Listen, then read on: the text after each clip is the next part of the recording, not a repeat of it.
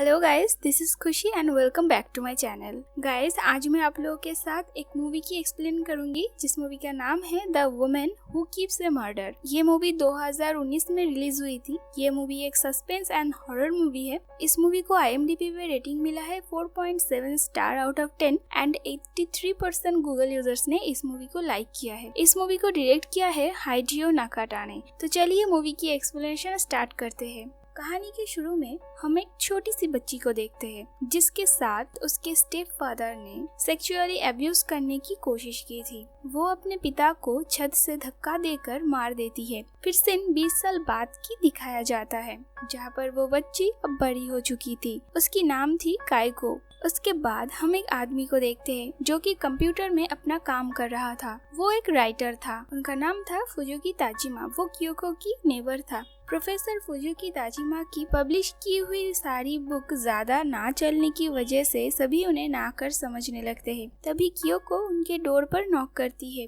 क्योंकि उसकी एक शॉर्ट्स उनके रूम के सामने आ गिरा था। फुजुकी ताजिमा उसे वो दे देता है। क्योको उन्हें देखकर पहचान जाती है कि वो प्रोफेसर फुजुकी ताजिमा है। वो उनसे कहती है कि उसने उनकी सारी किताब पढ़ी है और क्योको को वो सारी किताबें बहुत पसंद आई थी, लेकिन सिवाय एक किताब छोड़कर, क्योंकि उसे वो किताब पढ़ने की मौका ही नहीं मिला था क्योंकि वो किताब लाइब्रेरी से बहुत जल्दी हटा दिया गया था। प्रोफेसर फुजुकी कहते हैं कि वो उसके लिए वो किताब ढूंढ के रखेगा, जो सुनकर क्योको बहुत खुश हो जाती है। उसके जाने के बाद प्रोफेसर फुजुकी वो बुक ढूंढने लगता है और एट लास्ट उसे वो किताब मिल ही जाता है। फिर रात में हम क्योको को देखते हैं। वो एक रेस्टोरेंट में काम करती थी। वो अपना काम कर रही थी, तभी उसका बॉस वहाँ पर आकर उसे एक वाइन की बोतल गिफ्ट करती है क्योंकि उस दिन वैलेंटाइन डे था। क्योको की बॉस हमेशा ही क्योको से चिपकता रहता था। फिर क्योको अपने घर जाती है जहाँ पर एक और लड़की भी थी।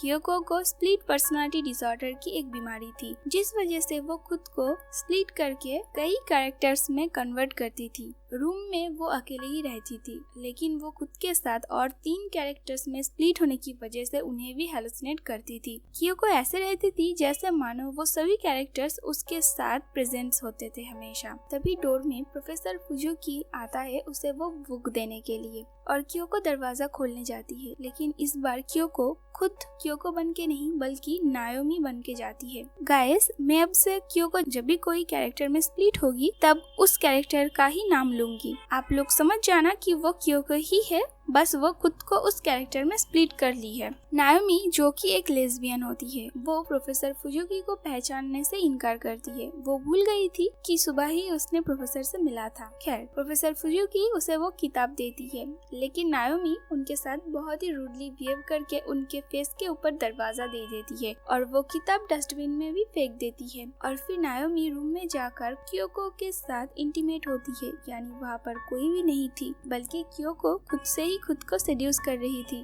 तभी वहाँ पर एक और लड़की को हम देखते हैं। उसकी नाम थी योकारी। वो भी क्योको की ही एक स्प्लिट कैरेक्टर थी। फिर नेक्स्ट डे सुबह प्रोफेसर फुजुकी जब कूड़ा फेंकने जाता है तभी वहाँ पर वो उनके किताब को भी देखते हैं, जो देखकर उन्हें बहुत गुस्सा आता है। तभी वहाँ पर क्योको भी आती है। वो प्रोफेसर फुजुकी से बात करने जाती है तो प्रोफेसर क्योको के ऊपर बहुत गुस्सा करते हैं उनके बुक को कचरे में फेंकने की वजह से, और फिर प्रोफेसर वहाँ से चले जाते हैं। फिर क्योको जब काम पर जाती है तब उसकी माँ वहाँ पर आती है। वो उससे पैसे मांगती है और पैसे ना देने पर वो उसको सबके सामने ह्यूमिलिएट करके वहाँ से चली जाती है, जिससे क्योको को बहुत दुख होती है। उसके बाद रात में घर जाने के लिए जब वो अपना ड्रेस चेंज कर रही थी तभी वहाँ पर नायोमी भी आती है और क्योको के साथ फिर से इंटीमेट होती है। बाहर से उसका आवाज सुनकर क्योको की बॉस मास्टरबेशन करने लगता है और फिर जब क्योको बाहर आती है तो उसकी बॉस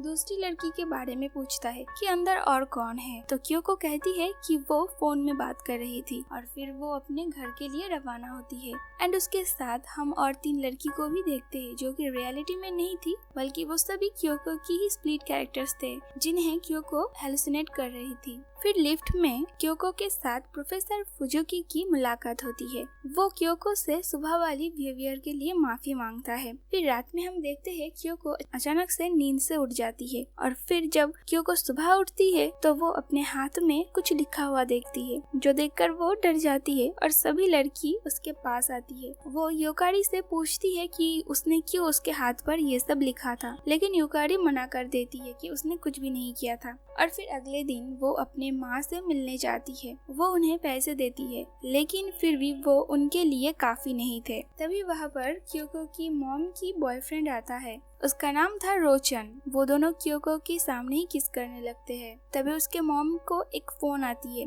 और जब वो कॉल खत्म करके आती है तो वो देखती है क्योको रोचन के साथ फ्लर्ट कर रही थी, जहाँ पर हम देखते हैं क्योको खुद को युकारी में स्प्लिट कर ली थी, जो देखकर उसकी मॉम बहुत गुस्सा होती है और फिर युकारी वहाँ से चली जाती है। रात में युकारी रोचन से मिलने की प्लान करती है, लेकिन क्योको और नायोमी उसे बाहर जाने के लिए मना करते हैं। लेकिन फिर भी रात में नायोमी और क्योको की सोने के बाद युकारी रोचन से मिलने जाती है और उससे इंटीमेट होती है और फिर अचानक से वो पॉज हो जाती है। फिर सीन शिफ्ट होके नेक्स्ट डे की दिखाया जाता है, जहाँ पर क्योको सो रही थी। तभी उसकी मॉम वहाँ पर आती है। वो वहाँ पर रोचन को ढूंढने आई थी, लेकिन रोचन वहाँ पर भी नहीं था। क्योको को देखकर उसकी मॉम को शक होती है कि वो रोचन के साथ थी, जिस वजह से उसकी मॉम उसे बहुत मारने लगती है। लेकिन तभी वहाँ पर प्रोफेसर फुजुकी आकर उन्हें रोकते हैं और वहाँ से बाहर ले जाते हैं। प्रोफेसर क्योको की चोट पर मेडिसिन लगा देते हैं और फिर क्योको उनसे कहती है कि उसने उनके वो किताब पढ़ी है।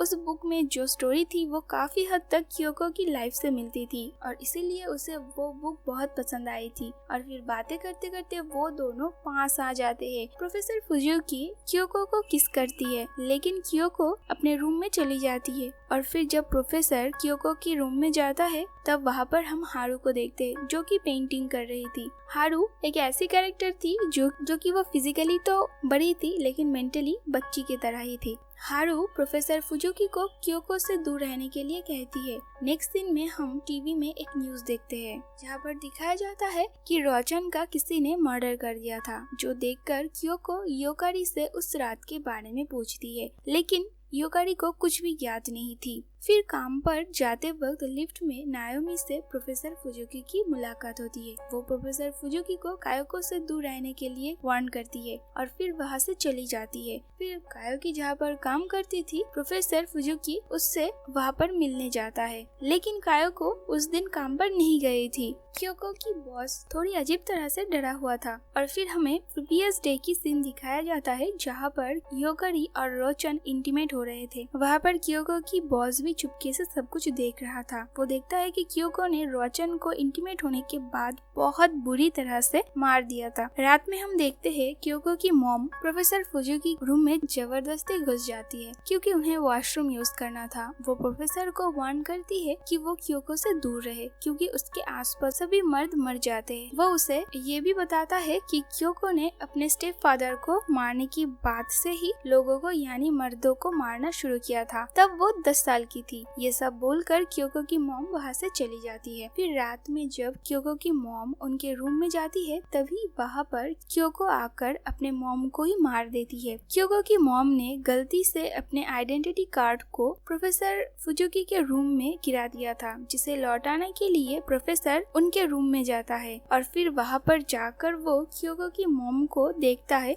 जो कि मर चुकी थी और उनके बॉडी के पास प्रोफेसर की वही बुक थी जिसे उन्होंने क्योको को दिया था, जिसे देखकर वो समझ जाते हैं कि ये काम किसने किए है। फिर सुबह क्योको को पुलिस का कॉल आता है, जहाँ पर उसे अपने मॉम की मौत के बारे में पता चलती है, जो सुनकर वो बहुत दुखी होती है और परेशान भी होने लगती है। तभी वो अपने गले में खून को देखकर अपने शर्ट खोलती है। वो देखती है उसके पूरे बॉडी पर ब्लड थे, जो देखकर वो समझ जाती है कि शायद उसने ही अपने मॉम का खून किया था। उसके बॉडी के अंदर बाकी 3 स्प्लिट पर्सनालिटी के अलावा भी भी एक और पर्सनालिटी थी जो कि एक शैतान था। वो उन सभी को मार देती थी जो भी क्योको के पास आने की कोशिश करते थे। क्योको खुदकुशी करने की डिसाइड करती है, लेकिन तभी वहाँ पर प्रोफेसर फुजुकी आता है। वो क्योको को कन्विंस करने की कोशिश करता है और फिर क्योको अपने डिसीजन चेंज कर देती है। वो अपने रूम का डोर ओपन करती है और प्रोफेसर को हक करके बहुत रोती है। उसके बाद वो दोनों इंटीमेट होते हैं और फिर वहाँ पर योकारी और नायोमी भी आती है और फिर वो सभी एक साथ इंटीमेट होने लगते हैं। और फिर इंटीमेट होने के बाद वो तीनों मिलकर प्रोफेसर को भी मार देते हैं। और फिर सुबह क्योको प्रोफेसर की उस किताब को फिनिश करती है और मूवी यहाँ पर खत्म होती है। हम कह सकते हैं कि क्योको को बचपन में उसके स्टेप फादर ने सेक्सुअली अब्यूज करने की कोशिश की थी और शायद इसीलिए तभी से वो मर्दों से इतनी नफरत करती थी और इसीलिए शायद उसे स्प्लिट पर्सनालिटी डिसऑर्डर की बीमारी भी हुई थी। तो गाइज ये थी इस मूवी की एक्सप्लेनेशन। गाइज अगर आपको मेरी एक्सप्लेनेशन अच्छी लगे तो मेक श्योर इस वीडियो पे लाइक कमेंट शेयर जरूर करना एंड उसके साथ मेरे चैनल को भी सब्सक्राइब कर देना। तो गाइज मिलते हैं नेक्स्ट वीडियो पर।